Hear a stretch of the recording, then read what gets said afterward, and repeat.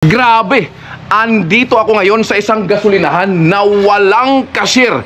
Yes, tama ang inyong narinig. Wala ditong cashier dahil kung may piso-pisong wifi, ito naman, piso-pisong gasolina.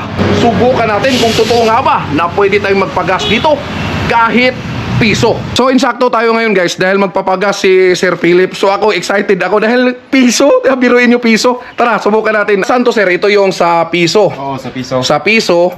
Ito naman kung yung pera mo, papel. Tatlong barya kami. May piso, 10 piso, at saka 5 piso. So yan na. O yan, piso yan guys ha. Piso. So paano yan sir? Sale, piso. So ayan, teka lang sir. Wait lang. Yan na. Piso yun ha. Walang putol yun. Piso sir. Post button ulit. Okay. Ayan na ha. Piso yan ha. Sige sir. Piso. Ha? Mitulog yun. Mga piso sir. Kung itulog yapon at least may tumulo. Okay, 5 piso sir. Sa 5 pesos. Ayan o, 5 pesos na naman sir. 5 piso. Post button ulit. Okay. So piso. Ayun, so 5 piso yun guys. Tingnan natin kung magkano yung yan, piso yan guys. 5. Hala. Pwede 5 ba eh?